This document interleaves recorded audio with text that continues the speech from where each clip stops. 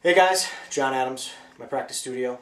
Something I haven't mentioned over the past couple videos, I do have an endorsement with my drum set, Kent Custom drums and Hornets drumsticks. Kent Custom is out of the Buffalo, New York area, and the Hornet sticks are out of the Portland, Oregon area. Kent Custom takes over the world.com, and I believe it's hornets.com. Just put them in for your Google search and you'll find them. Brian and Aaron have been really great with hooking me up with great deals on stuff, and they've been very good with hooking my students up with good deals when they order stuff. So go to those guys. The more stuff you get, maybe I'll get more free stuff. So works out good for both of us, right? Awesome. Basic double bass drum groove today. When I first started taking lessons, I mainly was doing jazz stuff in high school, and I didn't have a teacher to really show me any double bass drum stuff. Bought a used kit, had a double bass drum, a DW double bass drum pedal, and I had no idea what to do with it. So I basically kind of just taught myself the basic ideas of double bass drum. The first thing you want to think about, which really has helped most of my students, is your ride cymbal. Now this is all if you're right-handed. If you're left-handed and your kit's set up the other way, it's probably going to be a left-hand lead, but I'm thinking right-hand lead. Your bass drum playing eighth notes, 1 and 2 and 3 and 4 and your ride cymbal playing the same rhythmic pattern are going to line up directly on top of each other. 1 and 2 and 3 and 4 and.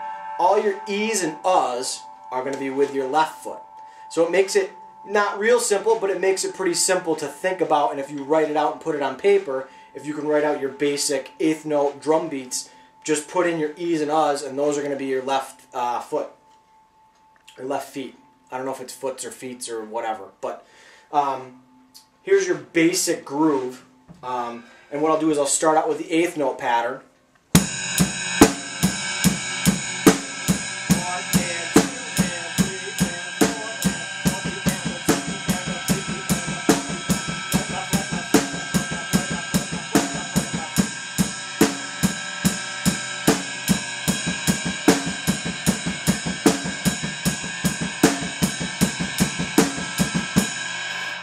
It's just a matter of speeding up.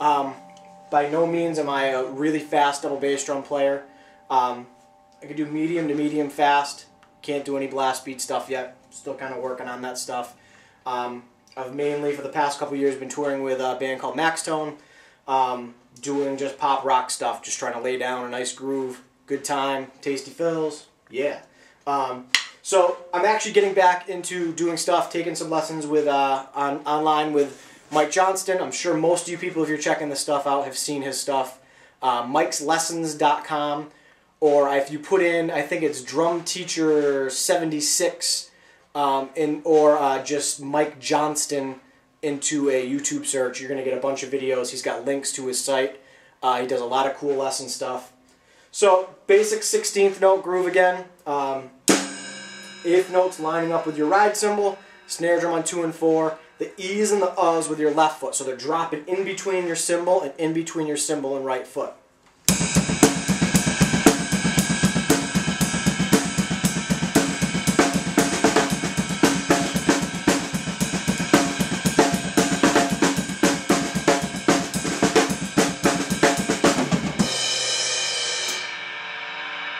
Basic double bass drum groove. Again, any questions? Send me something through YouTube or jqabookings with an S at AOL.com.